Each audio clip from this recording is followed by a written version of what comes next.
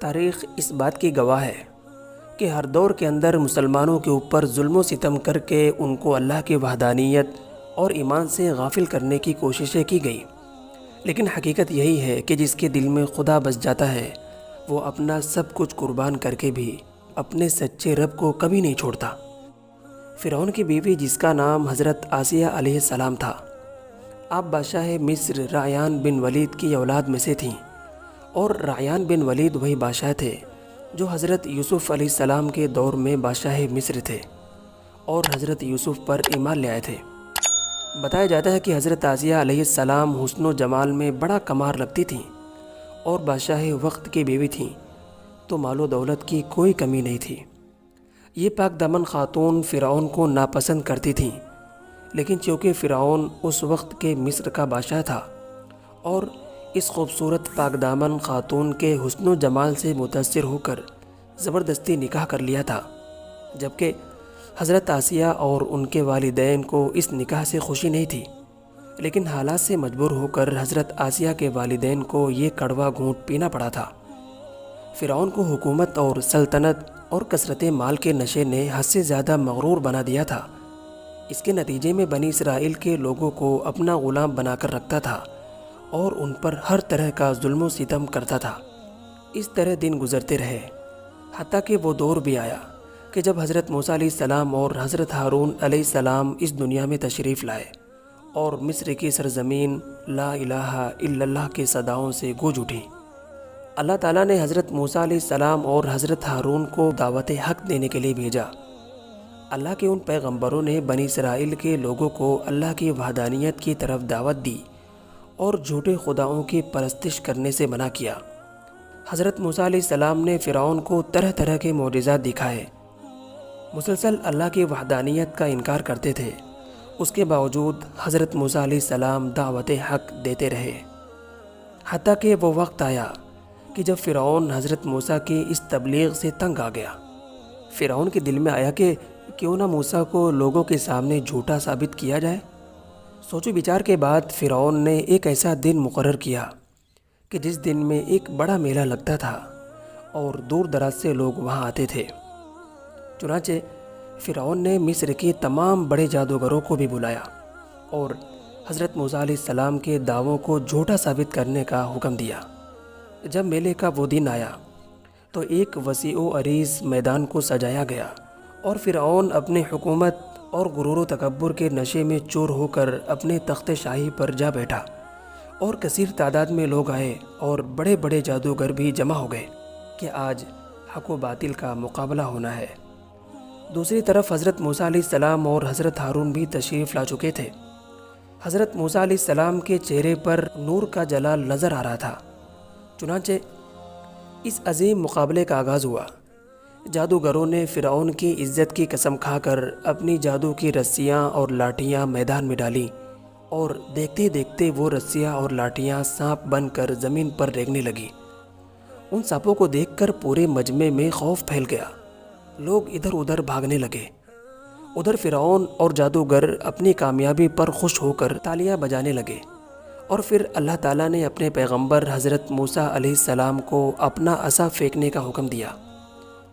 حضرت موسیٰ علیہ السلام نے جیسے ہی اپنا عصا سانپوں کے ہجوم میں ڈالا تو ایک ہیبت ناک سانپ بن کر ان تمام سانپوں کو نگل گیا۔ یہ منظر دیکھ کر جادوگر حیران ہو گئے اور ان کے دلوں میں ایمان کا نور چمکنے لگا، اور تمام سجدے میں گر کر خدائے وحدہ لا شریک پر ایمان لے آئے۔ یہ ساری باتیں حضرت آسیہ علیہ السلام کو پتہ چلی تو آپ کے دل میں بھی حق کا نور جھلک اٹھا اور آپ بھی اللہ تعالیٰ پر ایمان لے آئیں۔ لیکن ان کا ایمان لانا اتنا آسان نہیں تھا، کیونکہ وہ ایک ظالم و جابر بادشاہ کی بیوی تھیں۔ حضرت آسیہ علیہ السلام اس بات کو جانتی تھیں کہ اگر فرعون کو اس کا پتہ چل گیا تو مجھ پر ہر طرح کا ظلم کرے گا۔ اس کے باوجود حضرت آسیہ علیہ السلام عبادت الہی میں مصروف رہیں اور باقی چیزیں اللہ کے حوالے کر دیا۔ کہا جاتا ہے کہ ابتدا میں حضرت آسیہ علیہ السلام اپنا ایمان کسی پر ظاہر نہیں کرتی تھیں، اور وقت یوں ہی گزرتا رہا۔ پھر ایک دن ایک ایسا عجیب و غریب واقعہ پیش آیا کہ جس کے بعد حضرت آسیہ کے دل میں فرعون کی نفرت اور زیادہ بڑھ گئی۔ چنانچہ وہ واقعہ کچھ یوں پیش آیا کہ فرعون کی بیٹی کی ایک خادمہ تھی جو اس کے سر پر کنگھی کیا کرتی تھی۔ ایک دن وہ کنگھی زمین پر گر گئی تو انہوں نے بسم اللہ الرحمن الرحیم پڑھ کر اس کنگھی کو اٹھایا، اور فرعون کی بیٹی نے ان کلمات کو سن لیا اور فوراً فرعون کو جا کر شکایت کر دی کہ وہ خادمہ آپ کے علاوہ کسی اور کو خدا مانتی ہے۔ اس کی بات سن کر فرعون غصے سے پاگل ہو گیا۔ فوراً اس خادمہ کو دربار میں بلایا اور کہا کہ اے خادمہ، کیا میرے علاوہ اور بھی کسی کو خدا مانتی ہے؟ خادمہ نے کہا کہ جی ہاں، میرا اور تیرا رب اللہ جل شانہ ہے، وہ لا شریک ہے۔ یہ سن کر فرعون آگ بگولا ہو گیا اور سزا کے طور پر خادمہ اور اس کے معصوم بچے کو گرم تیل میں زندہ ڈال دیا۔ یہ منظر حضرت آسیہ علیہ السلام بھی دیکھ رہی تھی۔ اسی دوران اللہ کی قدرت کی جلوہ گری کچھ یوں ہوئی کہ اللہ نے حضرت آسیہ سے غیب کے پردے اٹھا لیے اور فرعون کی بیوی کی دل کی آنکھوں کو روشن فرما دیا۔ حضرت آسیہ کیا دیکھ رہی ہیں کہ فرشتے خادمہ کی روح بچے سمیت آسمان پر لے جا رہے ہیں۔ یہ منظر دیکھنے کے بعد فرعون کی بیوی کا ایمان اور زیادہ مضبوط ہو گیا اور اللہ سے مزید محبت کرنے لگی۔ اس منظر کو دیکھنے کے بعد حضرت آسیہ علیہ السلام سوچ میں پڑ گئی کہ میں مسلمان ہونے کے باوجود بھی مسلمانوں پر ظلم و ستم کیسے برداشت کر سکتی ہوں۔ حضرت آسیہ علیہ السلام اسی سوچ و بچار میں تھیں کہ فرعون حضرت آسیہ کے پاس آ کر خادمہ پر کیے جانے والے ظلم و ستم کی داستان بتانے لگا۔ یہی وہ وقت تھا کہ جب حضرت آسیہ علیہ السلام نے فرعون کے خلاف بغاوت کرنے کا پکا ارادہ کر لیا تھا۔ جب فرعون نے اپنی بیوی کو اس مظلوم خادمہ کو شہید کرنے کی خبر دی تو حضرت آسیہ علیہ السلام نے فرمایا کہ کس چیز نے تجھے اللہ کے بارے میں بے باک کر دیا ہے؟ ان کا یہ کہنا تھا کہ فرعون ایک بار پھر بھڑک اٹھا اور کہا کہ تجھے بھی اس جنون نے لے لیا ہے جس جنون میں وہ خادمہ تھی۔ حضرت آسیہ علیہ السلام نے جواب دیا کہ مجھے کوئی جنون نہیں ہوا ہے، بلکہ اس خدا پر ایمان لے آئی ہوں جو میرا، تیرا اور سارے جہاں کا سچا رب ہے۔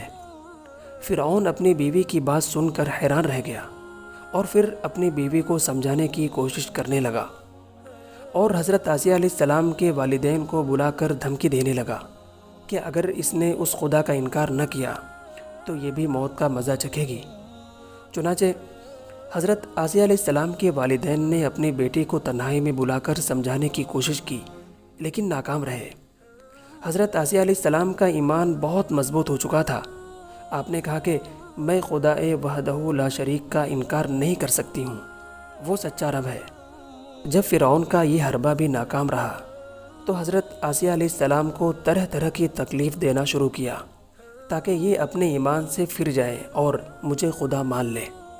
چنانچہ روایتوں میں یہ بھی آتا ہے کہ حضرت آسیہ علیہ السلام کے ہاتھوں اور پاؤں میں زنجیریں لگا کر سورج کی طرف منہ کر کے لٹا دیا تھا اور آپ کے سینے پر بھاری بھرکم پتھر رکھ دیا تاکہ آپ ہل نہ سکیں۔ ان تمام تکلیفوں کے باوجود وہ اپنے ایمان پر قائم رہیں۔ جب فرعون نے پوچھا کہ کیا اب تو مجھے خدا مانتی ہے، تو حضرت آسیہ علیہ السلام نے ایسا ایمان افروز جواب دیا کہ جس کے آگے فرعون کی سرکشی اور ظلم و ستم گھٹنے ٹیکنے پر مجبور ہو گیا۔ آپ نے کہا کہ اے دشمن خدا اور ظالم انسان، تو میرے جسم پر قادر تو ہو سکتا ہے لیکن میرا دل اللہ کی پناہ میں ہے۔ اگر تو میرے جسم کا ہر حصہ کاٹ بھی دے تب بھی میرا اللہ سے عشق بڑھتا چلا جائے گا۔ ایک روز حضرت موسیٰ علیہ السلام کا وہاں سے گزر ہوا تو حضرت آسیہ علیہ السلام نے آپ سے پوچھا کہ اے موسیٰ، کیا میرا رب مجھ سے راضی ہے؟ تو حضرت موسیٰ علیہ السلام نے کہا کہ اے آسیہ، آسمان کے فرشتے تیرے انتظار میں ہیں اور اللہ تیرے ایمان اور تیری حالت پر فخر فرماتے ہیں۔ آپ اللہ کے دربار میں کوئی بھی حاجت مانگیں، آپ کی حاجت پوری ہو جائے گی۔ اس وقت حضرت آسیہ علیہ السلام نے بارگاہ خداوندی میں یہ دردناک دعا کی اور کہا کہ اے میرے رب، میرے لیے جنت میں اپنے پاس ایک گھر بنا اور مجھے فرعون اور اس کے ظلم سے نجات دے دے۔ دوسری طرف فرعون نے حضرت آسیہ علیہ السلام کو شہید کرنے کا فیصلہ کر لیا اور اپنے درباریوں سے کہا کہ ایک بہت بڑی چٹان لے آؤ، اگر پھر بھی وہ اپنے ایمان پر قائم رہتی ہے تو یہ چٹان اس پر گرا دو۔ حضرت آسیہ علیہ السلام کے لیے ایک طرف زندگی اور دوسری طرف موت تھی۔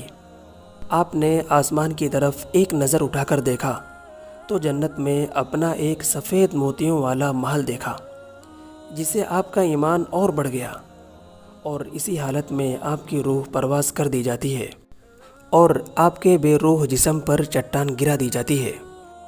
اس طرح حضرت آسیہ علیہ السلام نے دنیا کی تکلیفوں کو برداشت کیا اور وحدانیت کو نہیں چھوڑا۔